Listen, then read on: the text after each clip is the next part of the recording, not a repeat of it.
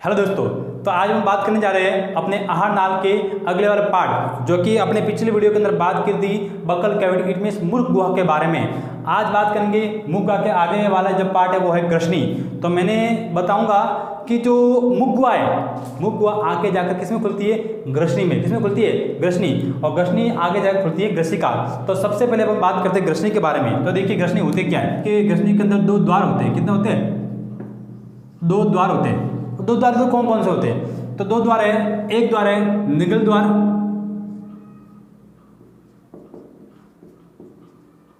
एक द्वार है जिसका नाम है निगल द्वार और दूसरा द्वार है इसका नाम है कंठ द्वार। निगल द्वार क्या होता है? कंठ द्वार क्या होता है? देखो निगल द्वार क्या होता है? निगल द्वार आगे जाकर किससे मिला होता है? ग्रसिका से। किससे मिला होता है? ग्रसिका, क्योंकि भोजन इसी के द्वारा एंटर होता है और ग्रसिका आगे जाकर खुल जाती है आमाशय के अंदर। लेकिन कंठ द्वार, कंठ द्वार ये क्या होता है? कंठ द्वार के अंदर आगे जाकर वो खुल जाती है श्वास नली के अंदर। क्या खुल जाती है? श्वास नली के अंदर। तो देखिए कंठ द्वार जो है, कंठ द्वार के ऊपर एक ढक्कन होता है। क्या होता है? ढक्कन। उस ढक्कन को बोलते हैं अपन घाटी ढक्कन। क्या बोलते हैं? घाटी ढक्कन, या उसको साइंस के लैंग्वेज बोलते हैं उसको एपिग्लोटिस। क्या बोलते हैं? एपिग्लोटिस। तो जब जैसे भोजन अपन मुख गुहा से भोजन करेंगे तो वो भोजन यहाँ पर क्या मिल जाएगा? उसमें लार, और लार मिल जाने का भोजन कैसा बन जाएगा? बॉलस। कैसा बन जाएगा? बॉलस। इट मीन चिपचिपा। तो चिपचिपा भोजन फिर यहाँ से होते हुए कहाँ प्रवेश करेगा? ग्रसनी के अंदर। और जैसे ग्रसनी में प्रवेश करेगा तो उसके अंदर दो द्वार है, उसके जाने के दो मार्ग। वो इसके अंदर भी जा सकता है, इसके अंदर भी जा सकता है। निगल द्वार के द्वारा ग्रसिका के अंदर भी एंटर हो सकता है और कंठ द्वार भी जा सकता है। लेकिन वो जाता है किसमें? इसके ही। इसमें क्यों नहीं जाता?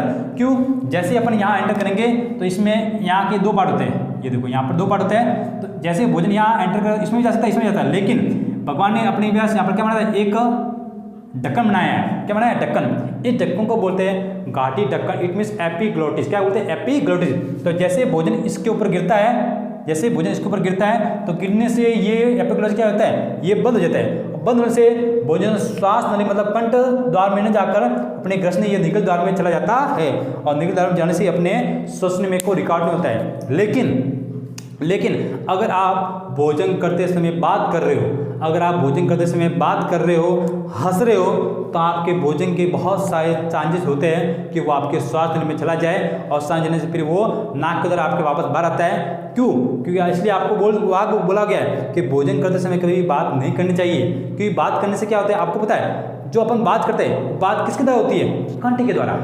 जैसे फेफड़ों के अंदर की जो वायु है वो बाहर आती है और बाहर आती है आपके कंठ में क्या करती है? कंपन करती है। क्या करती है? कंपन। और कंपन करने से आपने इस वोकल कॉर्ड के अंदर या जो स्वर जो इसमें क्या उत्पन्न होती है? आवाज़, ध्वनि उत्पन्न होती है। उस ध्वनि से अपन बोल पाते हैं।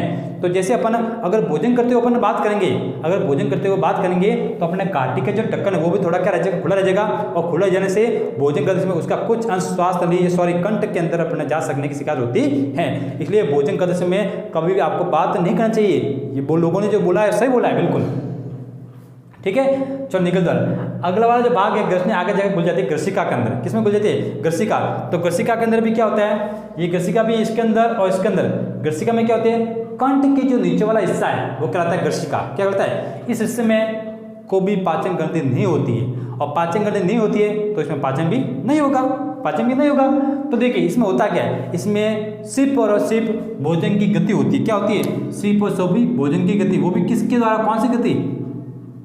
भोजन की क्रमाकुंचन गति। आप बोलोगे सर क्रमाकुंचन गति क्या होती है? तो ये क्रमाकुंचन मतलब क्या होता है? भोजन ये जैसे मैं ये ग्रसिका है तो इसमें भोजन ऐसे यहाँ आएगा, यहाँ आएगा, लस मतलब थोड़ा ऊपर आएगा तो वापस संकुचित होगा, वापस फैलेगा, संकुचित, वापस फैलेगा, संकुचित, वापस फैलेगा, संकुचित। इस प्रकार से वो क्रमाकुंचन गति करता हुआ आगे जाकर किसमें खुल जाता है? आमाशय में। कहाँ खुल जाता है? आमाशय में। ठीक है ना। तो जैसे वो आमाशय में खुलेगा तो आमाशय में यहाँ पर आपके दो द्वार है, एक ये द्वार, एक वाला ये द्वार। इस द्वार का नाम है कार्डियक। इस द्वार को हम बोलते हैं कार्डियक और ये वाला द्वार है इसको बोलते हैं पाइलोरिक। क्या बोलते हैं? पाइलोरिक। ये दोनों ही गेट के ऊपर है। इट मीन्स अगर मैं बोल दूं तो ये दोनों ही गार्ड है, सिक्योरिटी गार्ड। क्या बोलते हैं? Security guard. तो जैसे भोजन ग्रसिका से क्रमांकुचन गति करता हुआ कहाँ एंटर होता है, आमाशय में। जैसे भोजन कार्डियक से आमाशय में अंदर आ जाएगा तो उस ये जो आमाशय है, आमाशय की जो दीवार आपको दिखाई दे रही है, इस दीवार के ऊपर ग्रंथियाँ होती है, उस ग्रंथि का नाम है जठर ग्रंथि। क्या होती है, आमाशय की जो दीवार है इस ऊपर ग्रंथियाँ होती है, उस ग्रंथि का नाम क्या है, जठर ग्रंथि। तो मैं यहाँ लिख लेता हूँ जठर ग्रंथि। तो जैसे भोजन आपके ग्रसिका से इसमें आ जाएगा तो आते ही जठर ग्रंथि से क्या निकलता है, जठर ग्रंथि से निकलने लग जाता है जठर रस। क्या निकलने लग जाता है, जठर रस। और जठर रस में कितने एंजाइम होते हैं, जठर रस में मैंने आपको बताए थे, जठर रस में 3 एंजाइम होते हैं। एक तो होता है HCl, सेकंड होता है पेप्सिन, थर्ड होता है रेनिन। ठीक है। अब देखिए कार्डियक और इनका काम क्या, पहले इसका काम समझ लेते हैं अपन। देखो कार्डियक क्या करता है, जो भोजन ग्रसिका से आमाशय में आया है उस भोजन को ग्रसिका से आमाशय में आने तो देता है लेकिन वापस बाहर जाने नहीं देता है। देखिए यहाँ पर मैं लिख लेता हूँ, ग्रसिका से भोजन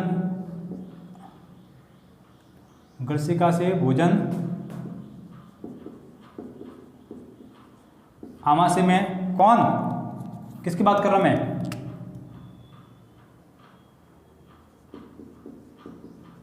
कार्डियक की बात कर रहा हूं। ये कार्डियक भोजन को ग्रसिका से कार्डियक में ऐसे जान तो देता है लेकिन वापस आने नहीं देता है। किसका काम है, कार्डियक का। उसी प्रकार पार्लियर काम का है, पार्लियर का काम है भोजन को आमाशय से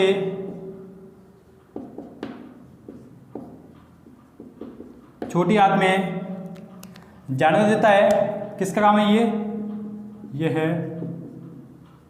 पार्लियर का, लेकिन वापस जाने नहीं देता है। भोजन को आमाशय से छोटी आंत में जाने तो देता है लेकिन वापस आने नहीं देता है। ये किसका है, पार्लियर का। तो ये बहुत 2 बात ध्यान रखना, इनकी जो गति है, मूवमेंट, ये आपको एग्जाम में ज़्यादा पूछ लेते रहे। तो देखिए आगे फिर जैसे भोजन यहाँ आया तो इस आने के बाद भोजन की सामना किससे होता है, HCl से। जी हाँ दोस्तों, किससे होता है, HCl से। और मैंने स्टार्ट में बताया था आपको मुख कि जैसे भोजन करते हैं, भोजन के अंदर कुछ हानिकारक सूक्ष्म होते हैं, वो अपने मुख के अंदर एक एग्जाम बताया था मैंने, एक एंजाइम बताया था। उस एंजाइम का नाम क्या है, लाइसोजाइम। क्या होता है, लाइसोजाइम। वो कुछ जीवाणु को वही भी मार लेता है, लेकिन कुछ जीवाणु होते हैं जो वहाँ से बच के चले जाते हैं और उसको बोलते हैं जा भाई जा, हम तो तेरे से बच गए। तो वो क्या बोलते हैं, जा तो ज़्यादा फ्री, आगे मेरा बाप बैठा है, वो उस बाप का नाम क्या है, HCl, हाइड्रोक्लोरिक। इससे तो मिलिए एक बार, अरे इससे मिलकर तो देखिए, जला देगा हाथ, इससे हाथ आपका जला देगा। तो HCl का काम क्या है, HCl काम का है, इसका काम है भोजन में जो हानिकारक सूक्ष्मजीव है,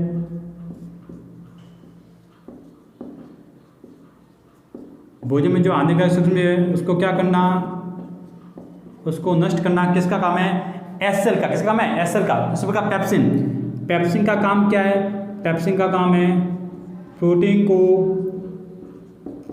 पेप्टाइड में तोड़ना। किसमें तोड़ना, प्रोटीन में। और रेनिन का काम क्या है, रेनिन का काम है दूध का पाचन करना। किसका काम का, दूध का पाचन। जैसे दूध का पाचन का, तो दूध के अंदर एक प्रोटीन होता है, उस प्रोटीन का नाम क्या है, दूध के अंदर जो प्रोटीन पाया जाता है उस प्रोटीन का नाम है केसिन। कौन सा नाम है, केसिन। ये ध्यान रखना। अगर मैं आपको एक बात बोलूं कि आप जो दूध पीते हो उस दूध को पीने से आपको प्रोटीन नहीं मिलता है, तो आप बोलोगे सर ये कैसे हो सकता है, हमको तो हर लोग मतलब अपने बड़े माँ बाप है वो सब सलाह देते हैं कि आपको दूध पीने से, दूध से आपकी हड्डियाँ मजबूत होगी। बिल्कुल होती है, लेकिन ये कब तक काम करता है, छोटी एज के अंदर। कब तक करता है, छोटी एज के अंदर। क्योंकि आपकी बॉडी के अंदर जो रेनिन एंजाइम है वो थोड़ा क्या होता है, कम एक्टिव। क्या होता है, कम एक्टिव। क्योंकि अब आप क्या कर रहे हो, आप 18 वर्ष से ऊपर के मतलब आप एडल्ट हो, आप खाना खाने लग गए हो, आप दूध के अलावा बहुत सारा भोजन ये भी एक्टिव करते हो, तो इसके अंदर ये ज़्यादा, ये आपकी बॉडी के अंदर ये ज़्यादा क्या एक्टिव है, ये थोड़ा कम सक्रिय होते हैं। जबकि जो छोटे बच्चे होते हैं, छोटे बच्चे चूँकि अपन मोटा अनाज वाला भोजन नहीं करते, वो ज़्यादा दूध पीते हैं, तो दूध पीते हैं इसलिए उनके अंदर रेनिन एंजाइम क्या होता है, बहुत ज़्यादा सक्रिय होता है, जबकि ये क्या होते हैं, अल्प सक्रिय होते हैं। तो ये ज़्यादा सक्रिय होता है, और सक्रिय होने के कारण जैसे वो दूध पीता है दूध का पाचन हो जाता है, इसलिए छोटे बच्चों को दूध के पीने से उनको प्रोटीन, विटामिन कैसे मिल जाता है, जबकि हमको कैसे नहीं मिलता। ठीक है। अब अगर बात की जाए एसिल की, आपको पता है आपको भूख लगती है, आपको पता है आपको भूख लगती है। भूख कैसे लगती है? भूख लगने का कारण क्या है पता है आपको? तो इसकी राज की बात बताता हूँ। अब देखिए आपको जो भूख लगती है उसका कारण क्या है। तो भूख लगने का जो आइडिया है, जैसे आपको मैं अगर उदाहरण दूँ कि आप हर दिन डेली कितने बजे भोजन करते हो? 1 बजे। कितने बजे भोजन करते हो? 1 बजे। तो आपने शरीर के अंदर कुछ मैकेनिज्म इस तरह से बनाया गया है कि भूख लगती है इसके द्वारा एसिल, जैसे हमारे स्टोमक के अंदर एसिल निकलता है तो एसिल निकलते आपके अंदर भूख का क्या होता है? आभास। क्या होता है? भूख का आभास होता है। तो जैसे अपन की डेली रूटीन में जाती है कि अपन रोज 1 बजे भोजन करेंगे, तो वो 1 बजे भोजन करने से उससे जस्ट आधा घंटे पहले हमारी बॉडी के आवाज़ में से क्या निकलता है? एसिल। एसिल निकलते ही उसमें हमको आधा घंटे पहले हमको फीलिंग हो जाती है कि हमको भूख लगी है, हमको भूख लगी है। लेकिन अगर बाई चांस आप क्या कर दो, एक दिन, अगले दिन क्या है, अगर कुछ मेहमान आ गए, भोजन लेट हो गया, बात में बैठ गए, एक दिन अपने दोस्तों के साथ में क्या चले गए? टॉकीज चले गए, तो भोजन खाया ही नहीं, नाश्ता कर लिया, मतलब तीसरे दिन कोई और चले गए, चौथे दिन कहीं और हो गया। इस वजह से क्या हो गया? आपका बैलेंस बिगड़ गया, आपका बैलेंस बिगड़ गया। आपने बोल दो ना कि सर पेट में कब्ज ज़्यादा रहती है, गैस की समस्या रहती है, किस कारण से होती है? उसके बारे में बता दो आपको, उसके बारे में भी आपको अभी यहीं पर बताऊंगा कि आपके अंदर गैस की समस्या, कब्ज की समस्या कैसे रहती है, प्लस उसका निवारण कैसे करना है, वो सब मैं आपको इसी वीडियो के अंदर बताऊंगा। तो देखिए अपन बात करते हैं एसिल की। तो जैसे आपने हर दिन आपका डेली रूटीन बना हुआ 1 बजे भोजन करना, तो उससे आधा घंटे बाद ही एसिल निकलता है, तो आपको भोजन की क्या होते हैं मतलब फीलिंग होती है। लेकिन आपने एक दिन वहाँ गया, एक दिन वहाँ गया, एक दिन ऐसे करते 4 दिन आपका रूटीन बिगड़ गया, आपका रूटीन बिगड़ गया। लेकिन एसिल वो तो बेचारा अपने टाइम पर निकलेगा, वो तो बेचारा अपने टाइम पर निकलेगा। वो जैसे आप भोजन 1 बजे करते हो तो वो कितने में निकल जाएगा? 12:30 बजे। वो तो इस तरह में है कि अभी 12:30 में निकल चुका हो, वो अमावस्या को धीरे धीरे उतरना शुरू करता है, अमावस्या को धीरे धीरे उतरना शुरू करता है कि अभी भोजन आएगा, अभी भोजन आएगा और मैं उसको खाऊंगा, मैं उसको छोटे टुकड़े में तोड़ दूंगा। लेकिन उसको क्या पता कि आप तो बेवफा हो, उसको क्या पता कि आप तो बेवफा हो, किसी और के साथ में मजे कर रहे हो। बेचारा एसिल वहाँ पर अकेला पड़ा रहता है, वो बेचारा वहाँ पड़े पड़े इंतजार करता है कि अभी मुख हुआ से उसे ग्रास से भोजन मेरा आएगा, जैसे आएंगे मैं उसके ऊपर अटैक कर लूँगा, उसको खा लूँगा। लेकिन उसको क्या पता था कि आप क्या निकले? बेवफा निकले। क्या निकले? बेवफा। जी हाँ दोस्तों, आप बेवफा निकले।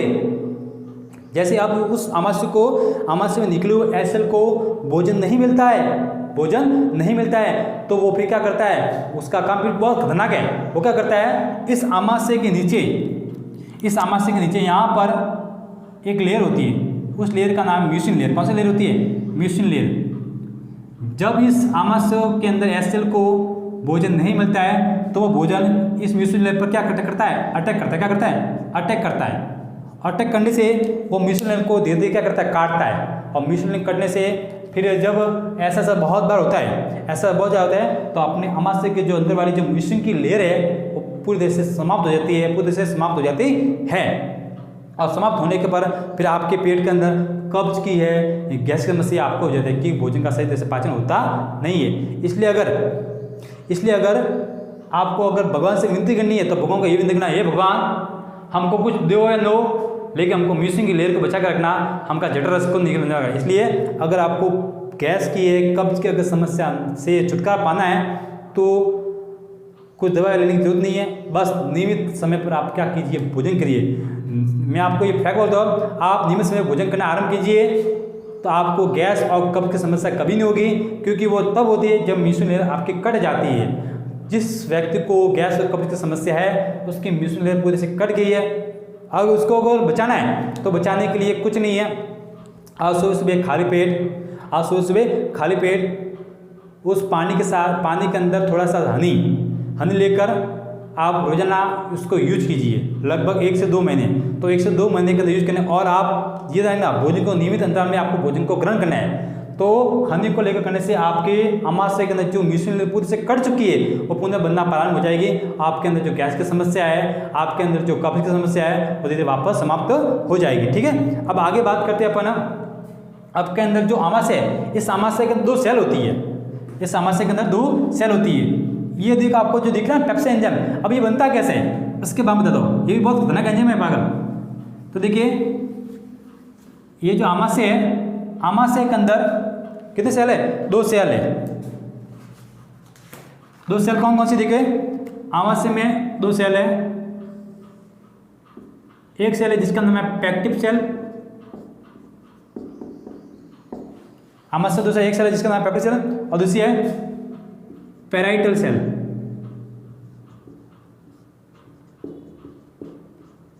Parietal cell. तो देखिए पैप्टिक सेल के द्वारा क्या निर्माण होता है, पैप्टिक सेल के द्वारा पेप्सिनोजन एंजाइम निकलता है। जरा एक बार गौर कर देना, मैं आपको ये जो बात बता रहा हूँ ये आपको और कोई नहीं बताएगा, मैं आपको बहुत डिटेल बता रहा हूँ। पैप्टिक सेल के द्वारा कौन सा एंजाइम निकलता है, पेप्सिनोजन, और पैराइटल सेल के द्वारा निकलता है HCl। क्या निकलता है, HCl। जी हाँ दोस्तों, जो भोजन में जो हानिकारक बैक्टीरिया उसको मारने का काम करता है HCl। उसका निर्माण किसके द्वारा होता है, उसका निर्माण होता है पैराइटल सेल के द्वारा, जो कहाँ होती है, वो स्टमक सेल की कुछ कोशिकाएं हैं। इसका काम क्या है, इसका काम है भोजन में उपस्थित हानिकारक बैक्टीरिया को मारना। इसका काम क्या है, इसका काम है जितने भी टाइप के प्रोटीन है, जितने भी टाइप के, चाहे वो प्रोटीन के अंदर हो, चाहे वो दूध के अंदर हो, चाहे किसी के अंदर हो, अंडे के अंदर हो, उन सभी टाइप के प्रोटीन को तोड़ने का काम किसका होता है, पेप्सिनोजन एंजाइम का। वो प्रोटीन को छोटे छोटे टुकड़ों में तोड़ देती है। लेकिन जब ये पेप्सिनोजन एंजाइम कौन सा, एक तो जब ये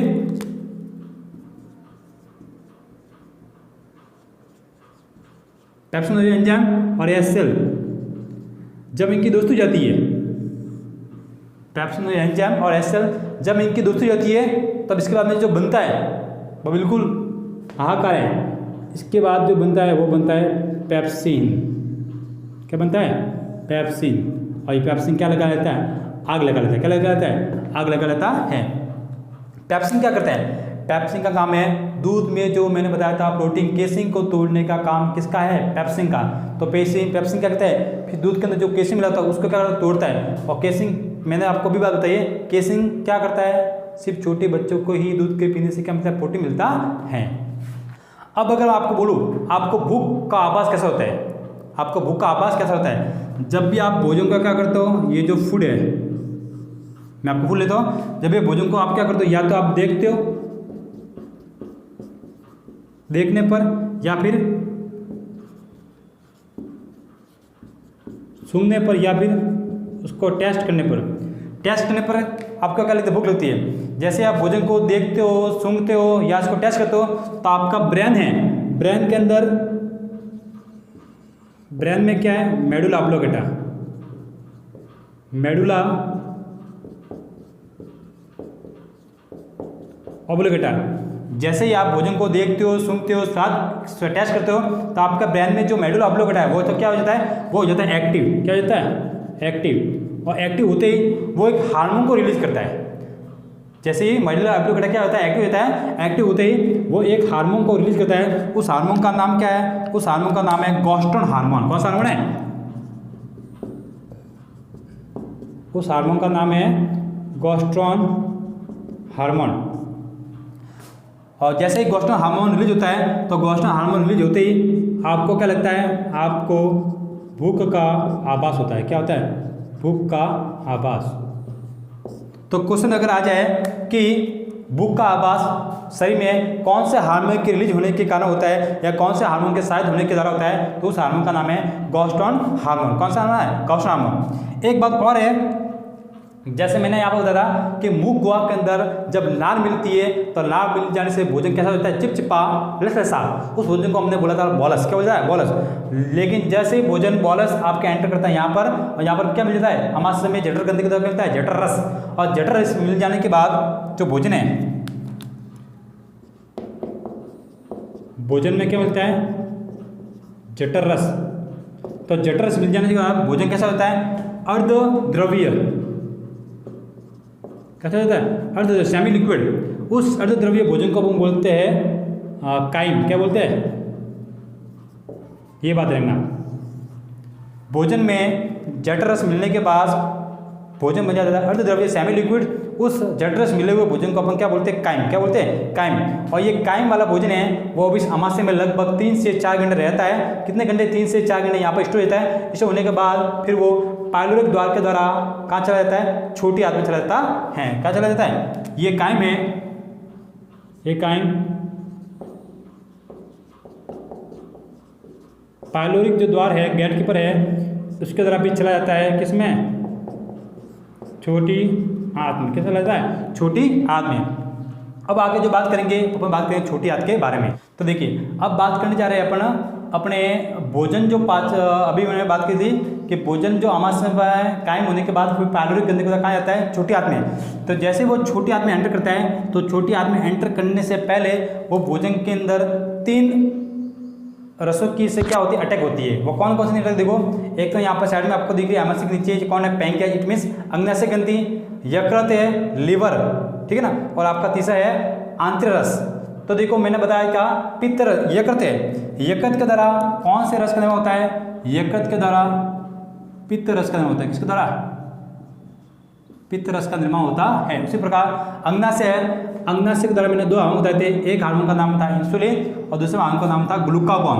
अब कैसे काम करते हैं मैं आपको बताऊंगा। देखो तो जैसे वो भोजन आमाशय से आपके ग्रहण में जाता है, तो ग्रहण में जाता है उससे पहले निर्माण, पित्त रस का निर्माण तो होता है यकृत में, निर्माण तो यकृत में, और निर्माण होने के बाद वो इकट्ठा का हो जाता है पित्ताशय में, क्या इकट्ठा होता है। तो यहाँ पर पित्त रस का क्या होता है, इसमें पित्त रस का क्या होता है, संग्रह होता है। क्या होता है, संग्रह।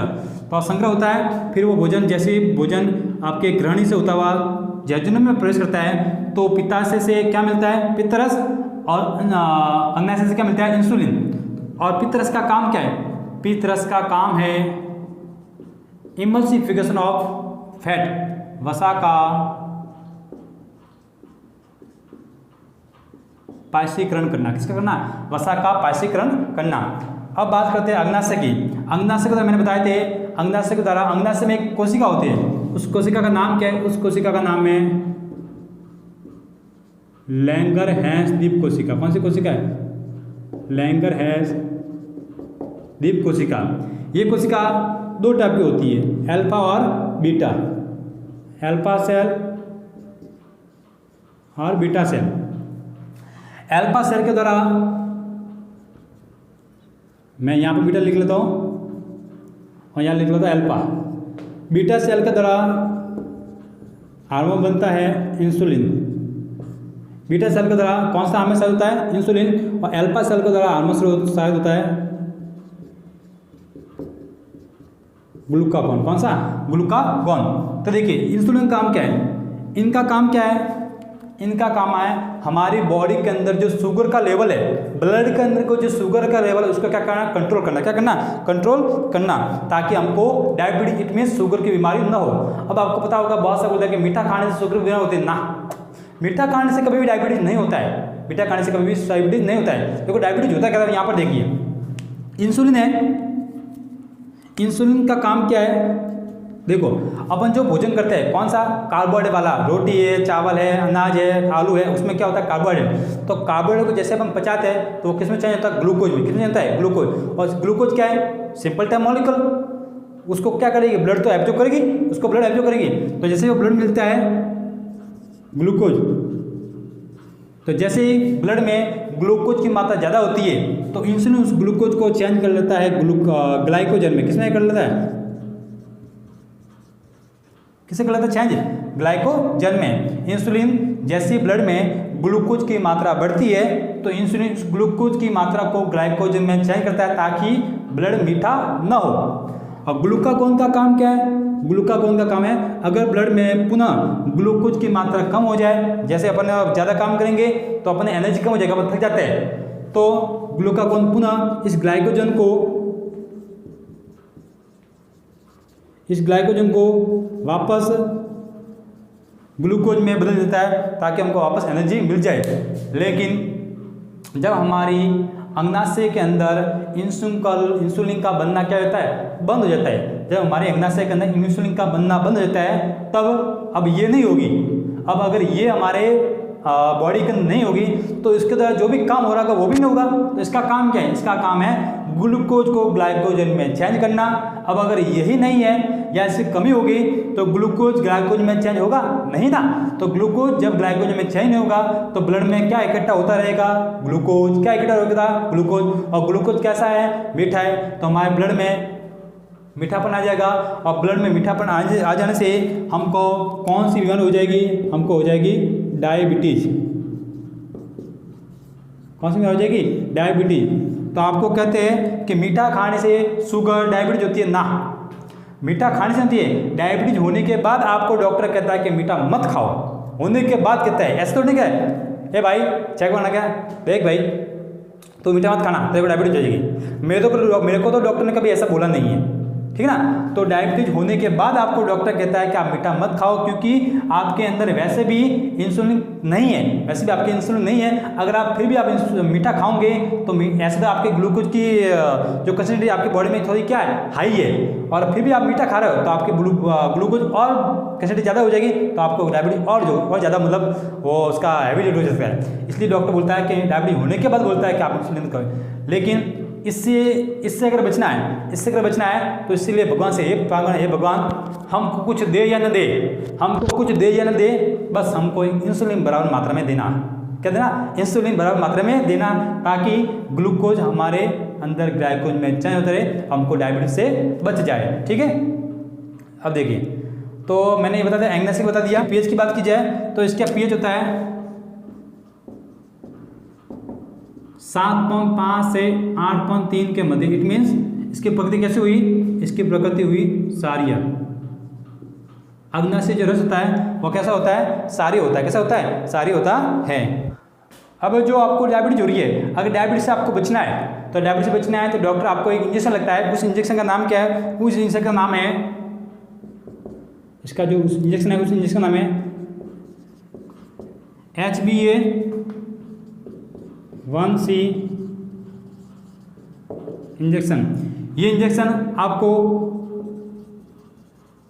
हर 3 दिन के ड्यूरेशन आपको लगाना पड़ता है। तो ये आपका इसका इंजेक्शन का नाम है HbA1c इंजेक्शन, जो आपको शुगर की बीमारी के अंदर आपको लगता है, ठीक है ना।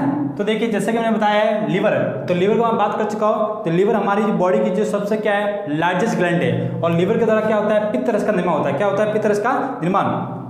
लीवर के अंदर कुछ कोशिका है, क्या होती है? उस कोशिका का नाम क्या है? Kupffer cell. वो कोशिका कौन सी होती है? बक्सकाणु कोशिका, मतलब जीवाणु को मारती है। और यहाँ पर जो मृत आरबीसी होती है, मृत आरबीसी जमा क्या होती है? मृत आरबीसी जमा होती है एक प्लीहा के अंदर, नाम है मृत जो आरबीसी होती है, डेड आरबीसी सेल, मृत आरबीसी कहाँ जमा होती है? प्लीहा। किसमें जमा होती है? प्लीहा। इसलिए प्लीहा को अपन आरबीसी का कब्रिस्तान कहते हैं। क्या कहते हैं? प्लीहा को आरबीसी का कब्रिस्तान कहते हैं, क्योंकि इसमें मरी हुई आरबीसी सब यहाँ पर जमा होती है। अब यहाँ पर समस्या एक ये आती है, समस्या यहाँ पर ये आती है कि जब हमारे यकृत के अंदर अनियमित रूप से आरबीसी का व्यय होता है, जब हमारे लीवर के अंदर अनियमित रूप से आरबीसी का व्यय होता है, तब उसके द्वारा एक हार्मोन निकलता है। उस हार्मोन का नाम क्या है? उस हार्मोन का नाम है बिलिरुबिन। उस हार्मोन का नाम क्या है? Bilirubin hormone.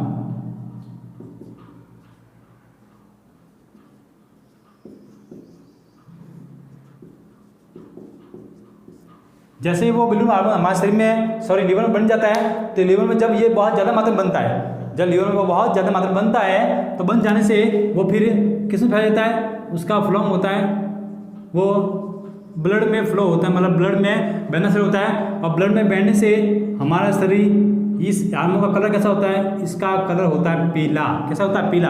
और जैसे वो ब्लड के द्वारा हमारी पूरी बॉडी में फैल जाएगा, तो हमारा बॉडी भी कैसी दिखाएगी? पीली। कैसे दिखाई देगी? पीली। इसी के लिए उस रोग को अपन कहते हैं पीलिया रोग। क्या कहते हैं? पीलिया रोग। अब आपको पता चल गया होगा कि पीलिया बीमारी होती किसके द्वारा?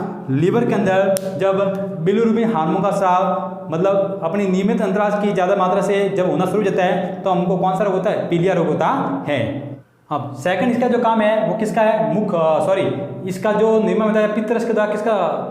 ये क्या निकलता है? पित्त रस। और पित्त रस का काम क्या है? वसा का पायसीकरण करना। किसका काम है? वसा का पायसीकरण। लेकिन जब आपका लीवर कमजोर होता है, जब आपका लीवर कमजोर हो जाता है, तो लीवर पित्त रस का निर्माण नहीं करेगा। और जब पित्त रस का निर्माण नहीं होगा, तो वसा का पायसीकरण भी नहीं होगा। और वसा का पायसीकरण नहीं होगा तो वसाएं वो छोटे छोटे पार्टिकल के अंदर नहीं बदलेगी। इट मीन्स आपके शरीर के अंदर फैट जमा हो जाएगी, और फैट जमा हो जाने से आपका लीवर पूरी से क्या हो जाएगा? डैमेज। क्या हो जाएगा? पूरी से लीवर आपका डैमेज हो जाएगा, लीवर आपका फेल हो जाएगा, जिससे आपको बहुत भयानक बीमारी का सामना करना पड़ सकता है।